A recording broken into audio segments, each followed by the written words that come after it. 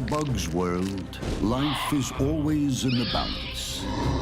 There are so many ways to die. Around every corner, super strength assassins. They are just incredibly fast with enormous force. Bizarre weapons.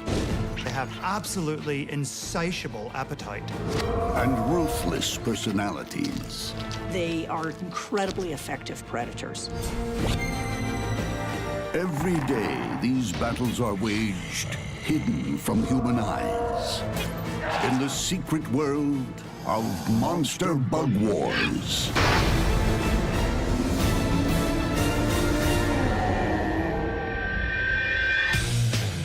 The rainforest, rich, beautiful, frightening. Monsters live here, hiding in the darkest, dankest corners. They're the stuff of nightmares. When a giant rainforest mantis confronts a spiny leaf insect, it's a monster battle.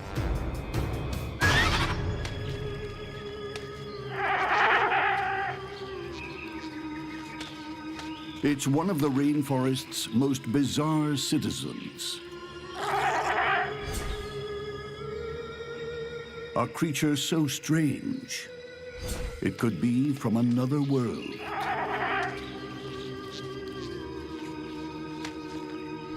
In the bug world, spiny leaf insects are giants, growing up to 5 inches long. They're not only big, they're ugly. Spiny leaf insect wants to avoid a fight. Its first defense is the fact that it looks like a leaf. If a predator does get past the camouflage and detect a spiny leaf insect, it'll then rely on its behavior to try to scare off a predator by making itself look big and mean and horrible, like some sort of alien predator from another planet. Nature often saves scariness for the vegetarians. You see, they need to deter their predators rather than fight them.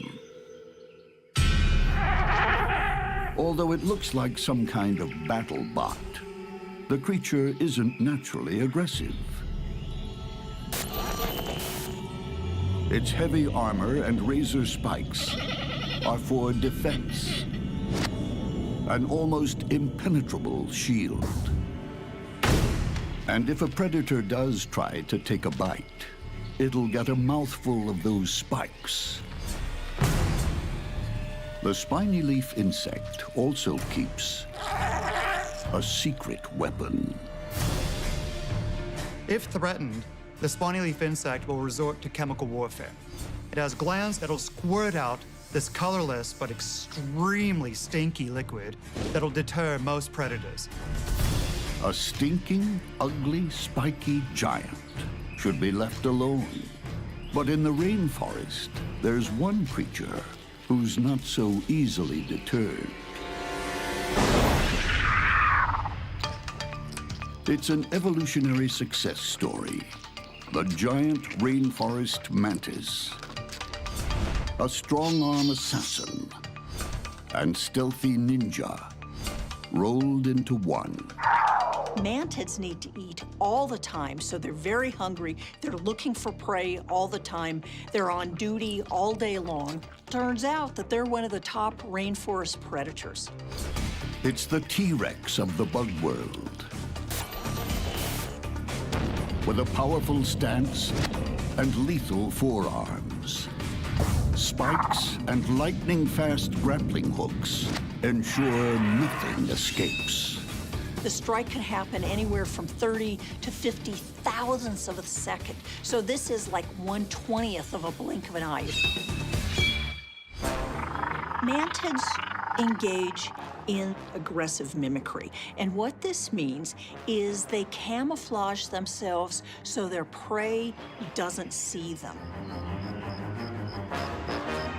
Matching in with the vegetation, in this case our giant rainforest mantid, is a nice green. It blends in. Prey items that are walking by, they just don't see the mantid until it's simply too late.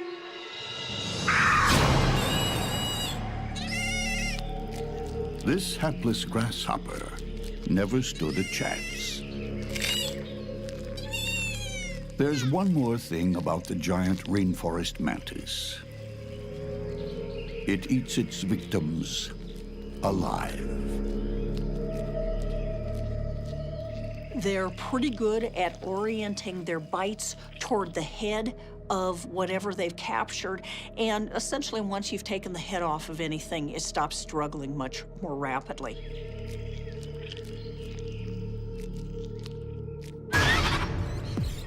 The best defense against the mantis is to avoid it at all costs. But that's not always easy. This spiny leaf insect is out looking for a leafy meal. Unaware, it's venturing into giant rainforest mantis territory. The spiny leaf insect is a browser. It's a vegetarian.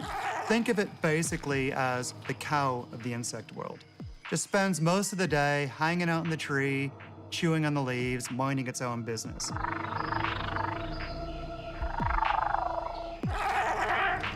The leaf insect has attracted the attention of the mantis.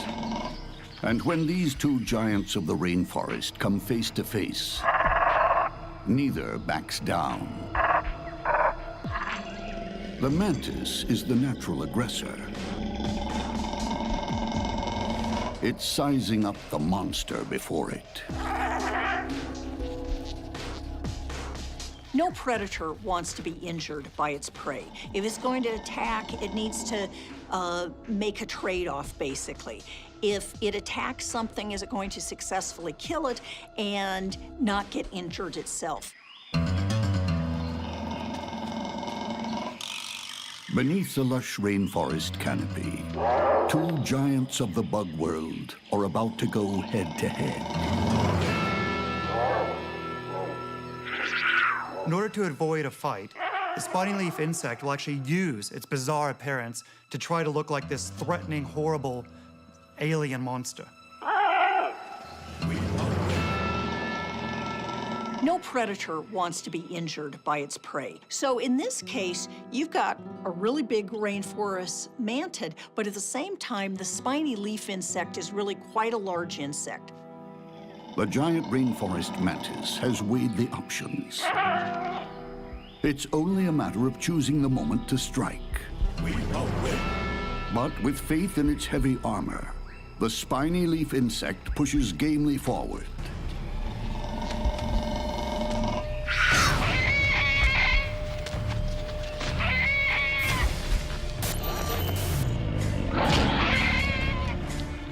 The mantis's powerful jaws start slicing through its victim. The heavy armor is holding. The spiny leaf insect deploys its chemical weaponry. In a fight, a spiny leaf insect is going to rely on its armor to hold out long enough for it to get away. But it's not very fast. It will, however, keep spraying the chemicals, but unless a predator gets a perfect shot and gets deterred by that, it's only a matter of time until it's dinner. The spiny leaf insect has to break free soon, before it's devoured. Breaching the armor, the more the mantis eats, the less its victim can fight. It's a race through the first course.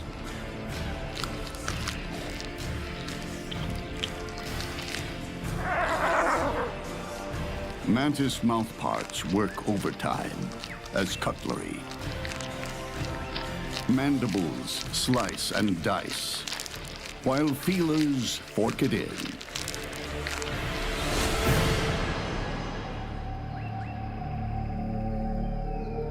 Another life ends in the rainforest. What the mantis can't eat, others will.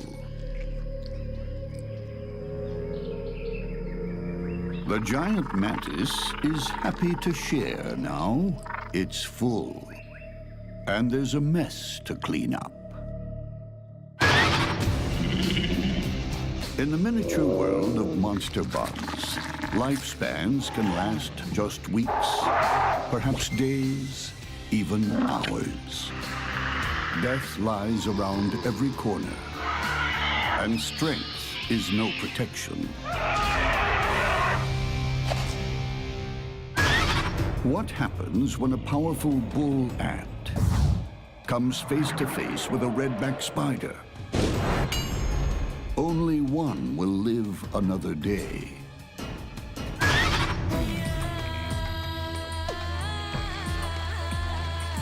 In the ant world, life is all about the colony. Ants work as a team, all for one and one for all. But for this species, going solo is allowed. It's even encouraged. This is the bull ant. Growing up to 1 inch long, it's one of the world's largest. Big enough to fend for itself. Its huge jaws are fearsome enough. They lock like a vice, inescapable. But it's the other end you really need to worry about. This lethal stinger delivers venom in multiple doses. The bull ant sting is one of the most painful things in the world. And unlike a bee, they can sting over and over and over again. Although it's a tough guy, this worker is tempting fate today, out on its own, a long way from home. It's on a mission to bring home food for the colony's larvae. Everyone's depending on it. Bull ants are free-roaming wanderers who hunt alone, and they don't actually eat what they catch. Instead, they take it back to the nest for the larvae, who have an absolutely insatiable appetite. To the bull ant, the world is a chaotic landscape of sights and smells. So it needs hyperactive antennae and bulging eyes. But the bull ant has something else. Twin claws on every foot give it the powers of an action hero with attitude. The bull ant is the pit bull of the insect world. He's aggressive, fearless, and will take on any opponent, even those much larger than himself. And bull ants will take their captives, dead or alive. Their sensors are always on high alert. A bull ant has an incredible capacity for detecting scent and smell. It can tell it not just who's around, but what it's doing. This spider is a casualty of another skirmish. But the bull ant makes sure, with a kill shot from its lethal stinger. It's not fussy. This spider is food. Bull ants are amazing predators. They're voracious and incredibly efficient. They devour all in their path. The tasty meal of spider is dragged back to the colony. And if obstacles are insurmountable, those trap jaws are powerful enough to sever limbs and take spider drumsticks back, one at a time. To the uninitiated, the bull ant can be mistaken as vain. It looks like it's constantly grooming, but it's actually cleaning its sensors for battle. Ants need to groom in order to clean their sensors, such as their antennas. Much as when we're driving our car, we need to clean our windshield if we want to be able to see.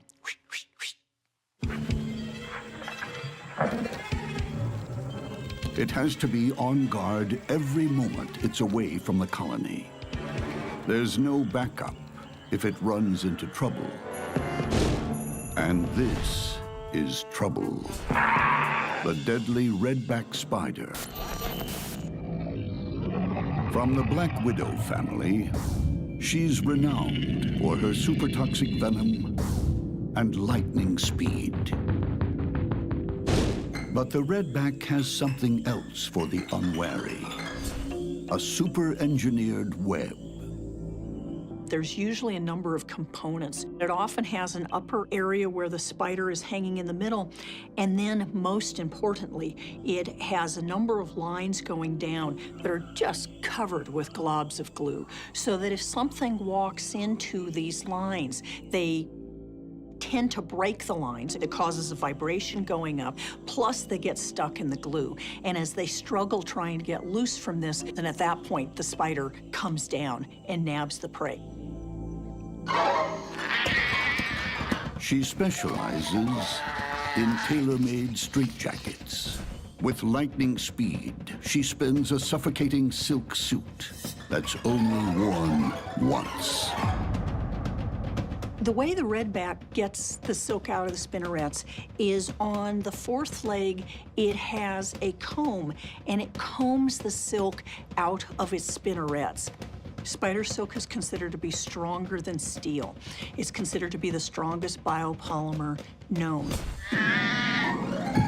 Few creatures leave a redback's web, and the bigger they are, the harder they fall. But can a smaller foe get the upper hand? This contest pits two agile killers head-to-head. Jaws and Venom versus Death Trap. The bite of a bull ant's not gonna really do that much. What it needs to do is get a sting in and get that deadly venom inside that spider. Here you've got a situation where you've got two predators that are about the same size, each of which has multiple lines of defense, and so it honestly could go either way.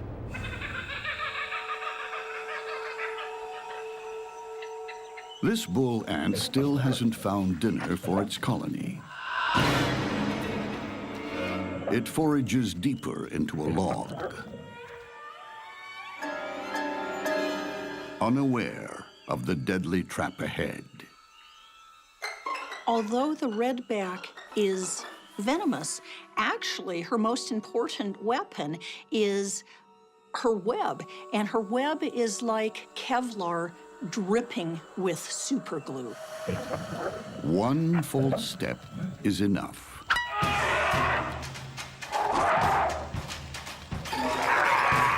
The redback races to weave a deadly suit. But she has to be quick. If those jaws get her, or that stinger, the tables will turn. All the bull ant needs is one single sting, and the redback spider is dead. The bull ant's jaws are trapped. A sting shot is its only hope. But its captor is weaving at lightning speed. Every second makes it harder and harder to move. But as it's hoisted up, the ant breaks free and tries to bite. The bull ant has these incredible, powerful mandibles that can give a really nasty bite. It's like you have a vise that's combined with a saw. The spider needs a better suit. Fast.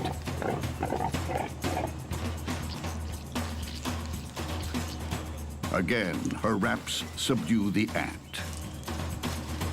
Only now can the redback get close enough to inject its venom.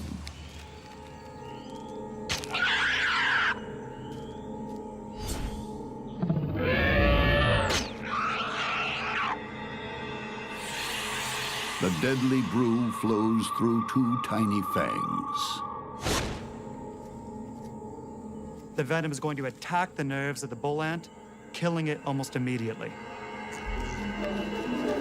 All the spider needs to do is wait as her victim dies in a silk shroud.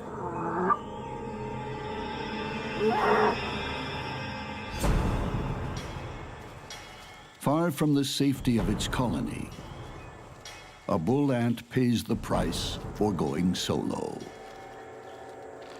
No one heard it scream. I don't think a redback that had fallen out of her web or was out of her web wandering on the ground had any chance against a bull ant. But a redback that's in her web, she has total control of the situation. In nature's tiny world, an ant's life means something. For this skillful redback, it's a fresh meal before she's ready to kill again.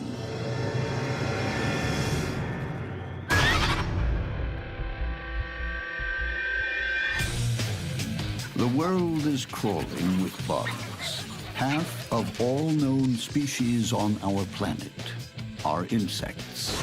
Some crawl on land, others lurk beneath it. Some climb, others live in the sky. There is no escaping bugs. Even the water is not safe. What happens when a water strider takes a swim with a water spider? It's time to run, but there's nowhere to hide. Some call him the Jesus bug, because he too can walk on water, although he prefers to jump at lightning speed. If something tries to catch him, his best defense is to just skate across the water, but he can also use the water like a trampoline and jump up in the air. They can travel 100 body lengths in a single second. It's like a 6-foot-tall human taking off at 400 miles per hour. More incredible still, the water strider never gets wet. Along each leg, thousands of tiny hairs trap air bubbles, and this makes a waterproof coat. Also helping to keep the water walker dry is surface tension on a pond. Its long legs spread its weight without breaking the surface. They distribute their very light weight in such a way that they don't break the surface tension of the water. This allows them to use the water as basically a big piece of bendy rubber. Buoyed by this skin of water, the strider wields a lethal weapon. It's a giant proboscis that spears and kills its prey. It also doubles as a drinking straw for insect innards. Like a hypodermic needle on legs. His bite is mean.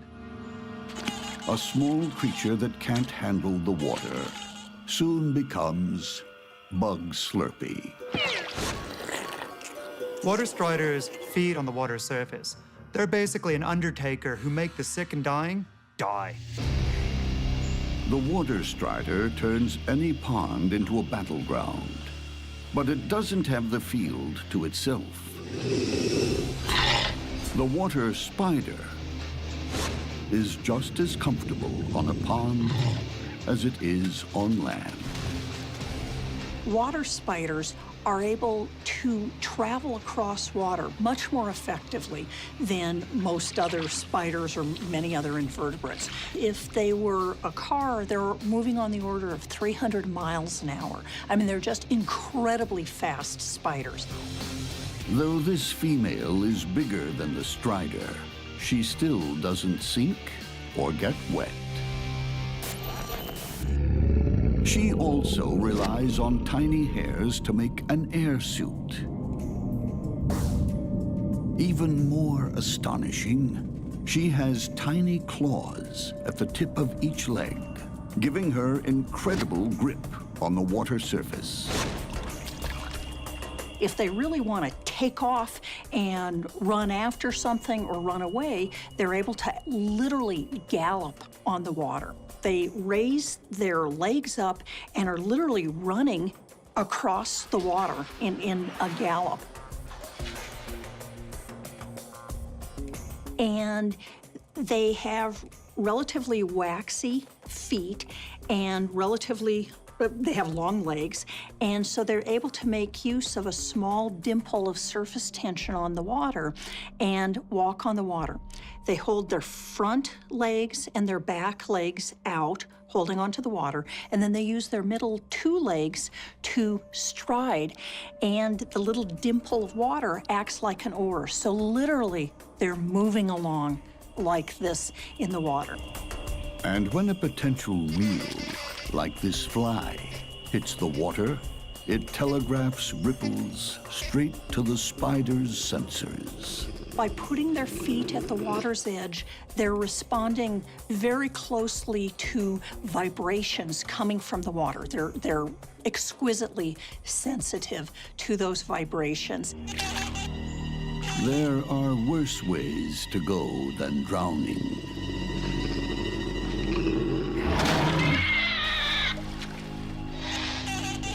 You can be killed and eaten inside out.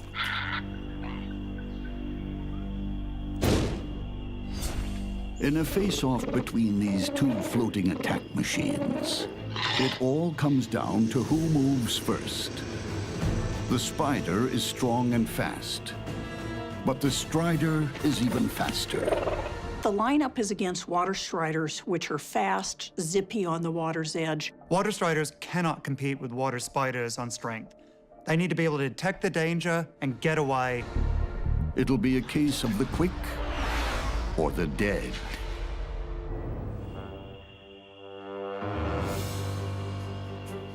These water striders are drifting around the pond with the wind.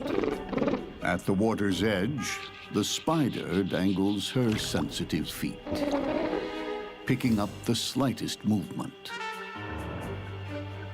The striders, too, are feeling for vibrations, but they're unaware of the spider hidden against the rock.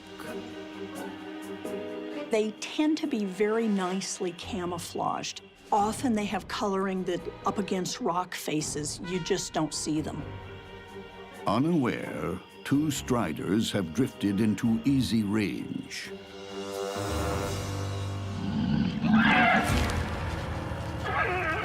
One uses its lightning speed to escape.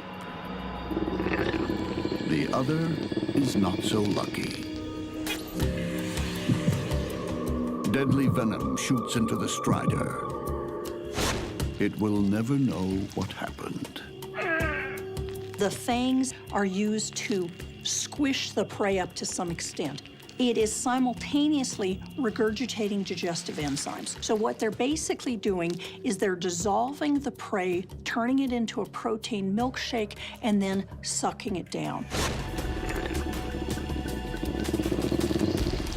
The strider is turned to liquid. The water strider was in the wrong place at the wrong time to mess with a water spider. In bug water world, no one gets wet, but you can become a drink. There's no place like home sweet home, unless you're a bug. Keeping a single address is sometimes impossible when your neighbors are nasty, and you may have to fight to keep your home. Who gets the spoils when a white-tailed spider tries to evict a black house spider? One thing's for sure, no one will leave without a fight. Like us, some bugs invest a lot of work in their home. This black house spider has found just the right hole in just the right tree. Then added improvements. A vast web around the entrance, superglued to the surrounding bark. Anywhere that they're able to find good supports for their webs provides them with some retreat area. This is where they build. And so building in trees, building next to houses, it all works. Its seclusion is no accident. The black house spider is a master of ambush. Dinner is always home delivered. Victims, like this unsuspecting cockroach, have no idea they're even on the menu. The web looks ramshackle and ineffective. Quite the contrary. It's like an elastic minefield. It's silk that can stretch 400 times its length. It's really, really stretchy silk, and there's a lot of it. If you've got a small insect that has hooks, that has little spines on its legs, it really gets entangled very easily in the silk, and as it's trying to push itself away, it gets more and more entangled in the silk. The lightest touch on the silk transmits straight to home base. Black house spiders really are completely attuned to vibrations. They're not using vision to find their prey or to avoid predators. It really is this acute sensitivity to vibrations in their web. Few creatures see this ambush coming.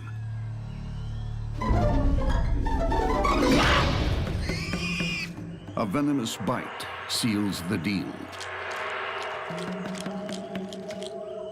But the spider doesn't stay on the street for long. It always eats in. Not all spiders are homebodies. Some are drifters, like this white-tailed spider.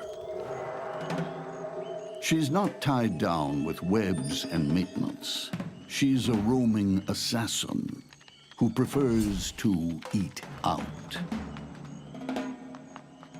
The white-tailed spider is not fussy. It'll eat pretty much anything that it can encounter, but its favorite meal is the black house spider. Today, the whitetail is ravenous.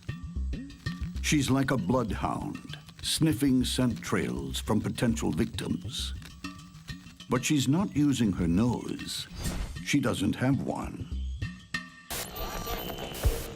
The tips of her legs are equipped with scopulate hairs. Underneath the hairs are chemical sensors that guide her to her target. Because the white-tailed spider uses its feet so much, it's absolutely important that it keeps them very, very clean. And those chemical sensors have just detected a black house spider. Whitetail doesn't bother too much with the defense.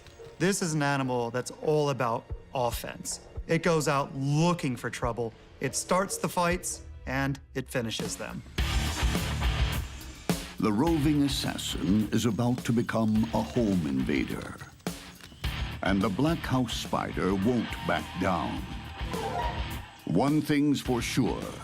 There will be only one survivor.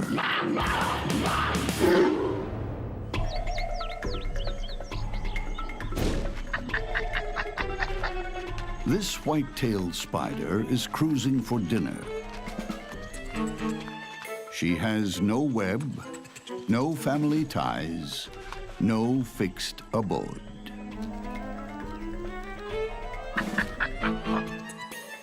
Further up the tree, this black house spider lives a different lifestyle.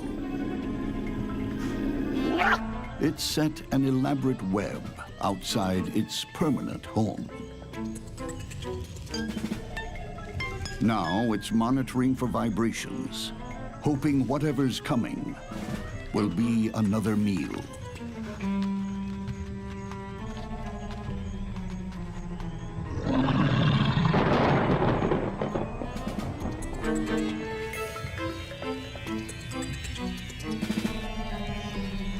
But the whitetail has an ingenious plan.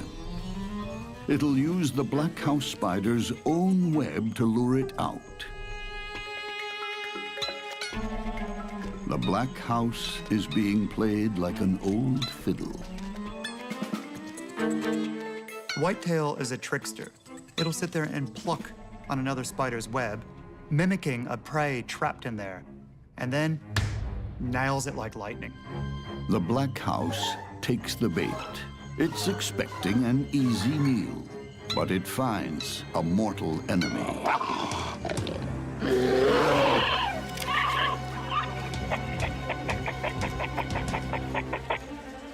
The black house throws a decoy, its own leg. Losing a leg is actually a super strategy for getting away from a predator. This black house spider has sphincters that are able to close off the blood flow so the spider doesn't bleed to death. It's far better off losing a leg than losing its life. The whitetail is left with just a spider drumstick. Now she retreats to her rival's abandoned house and seals the door to eat in peace.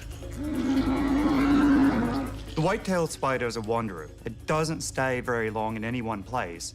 But in this case, now that it has a nice big meal in its stomach, it'll sit there and squat in what used to be the black house spider's home. But the owner's back and fighting mad.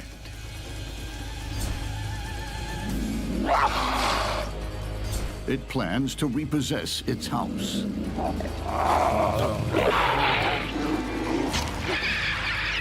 This time, a body strike stuns the black house.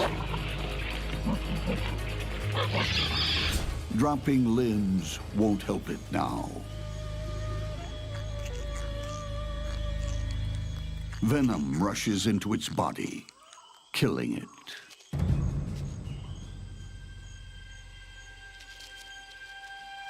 There's one final indignity.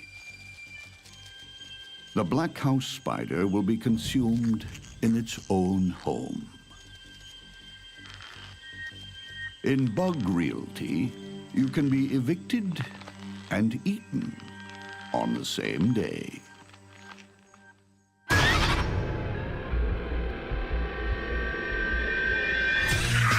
In the art of war, bugs are true virtuosos. They have evolved so many ways to kill, they leave humans in the dust. But it's nearly always hand-to-hand combat.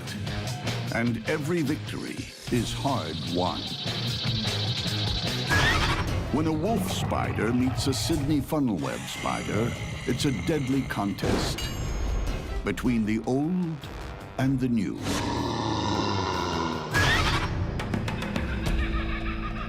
Although there are almost 40,000 species of spider, they come in two main categories, modern or primitive. Like this Sydney funnel web, a dinosaur. It's changed little over millions of years. In terms of temperament, the Sydney funnel webs are just ill-tempered, cranky spiders. It's the grumpy old man of the bug world. It's still around today because it's a successful hunter. And the key to its reign are these. Two of the biggest, most powerful jaws in Spiderland, backed by super venom. You don't survive for several 100 million years without being effective predators and being good at what you do. So the funnel webs may not have many diverse behaviors, but in fact, what they do very well. But there are downsides to being Spider version 1.0. It can hardly see from its 8 eyes. Its lumbering frame isn't very fast. And its lungs are underdeveloped, so it's exhausted quickly. It mostly lies in wait, in moist, shady corners of the forest, with a small web funnel at the entrance. What characterizes these webs is it has a narrow funnel or a narrow retreat that the spider lives in. So it may have a hole in a log that's covered in silk, and then it runs out from this retreat in order to capture prey. They live in burrows. So basically, this is a burrowing species that's found in relatively moist soil under logs. One of the ways that funnel webs are found is that people are digging in their garden and inadvertently open up the burrow of a funnel web and they start wandering around. And you've got to hope that it isn't a male funnel web. Now, what's important to us in this situation is that males are 5 or 6 times more venomous than the females are. But what happens when this prehistoric monster comes face to face with a modern-day warrior? Will the old still outgun the new?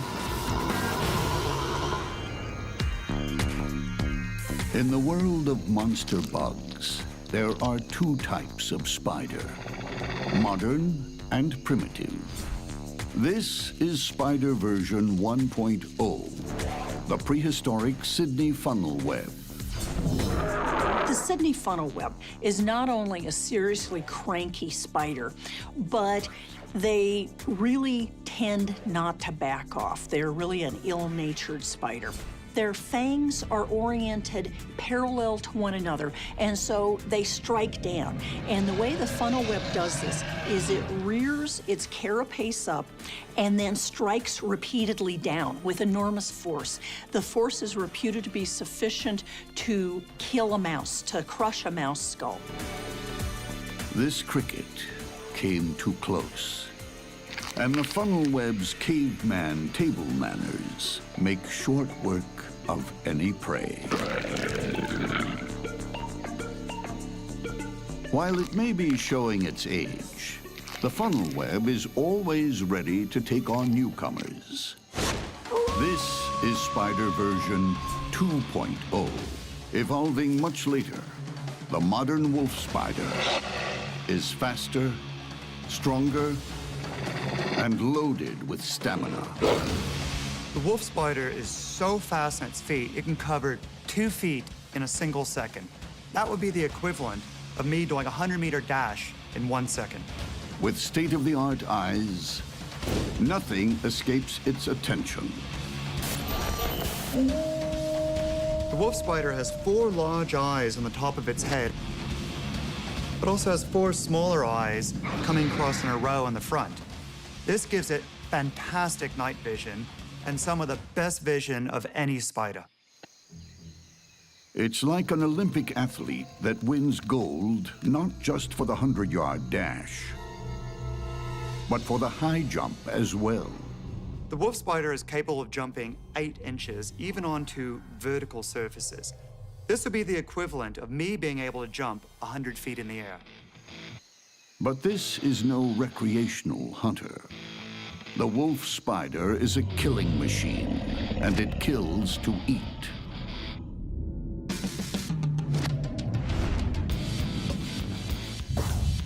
It's also a master tactician, using stealth, cunning, and patience while it stalks its prey. The wolf spider is a prowler, a ground hunter who wanders around the dark. Once he finds a good ambush spot, he'll sit there and wait.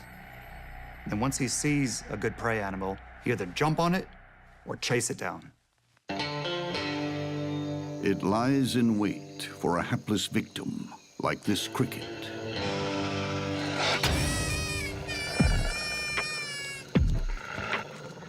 He is fast and powerful, basically the cheetah of the spider world. He hits his prey so fast and so hard, they literally get bowled over. Sharp-eyed, fleet-footed, packing powerful venom, the wolf spider is a major upgrade from its primitive cousin. Though it can outstalk and outrun any contemporary, sometimes it has to face off with its prehistoric past in a test of evolution. The wolf spider's best defense is his ability to outrun or outjump pretty much anyone. Although wolf spiders are faster, wolf spiders have vision on their side, I don't think wolf spiders are as intrinsically tough and ill-natured as a Sydney funnel web is. It's a full moon, and the wolf spider is on the prowl. Night vision and advanced weaponry ready to go. Also on the offense, a funnel web, its legs sensing the slightest movement on its trip lines.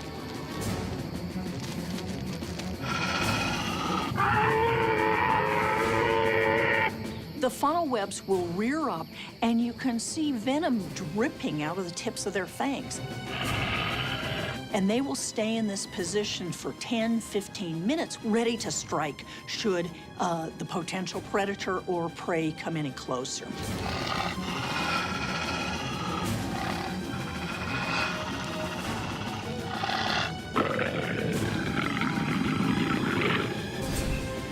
The encounter quickly turns into a standoff as two killers, close enough to touch, weigh their next move. It's a tricky standoff, like two gunfighters waiting for the other one to flinch. The funnel web spider has bigger fangs, but the wolf spider has the speed.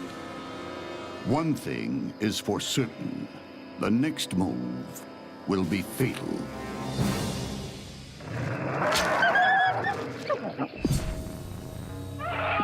The funnel web strikes first.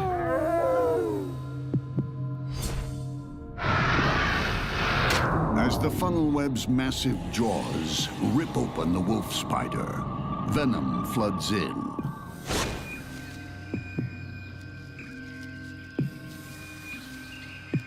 Today, old beats new. Ancient history wins the day. Although dinosaurs never made it to our present day, it's a different story in the bug world. Here, living history proves that new isn't always better.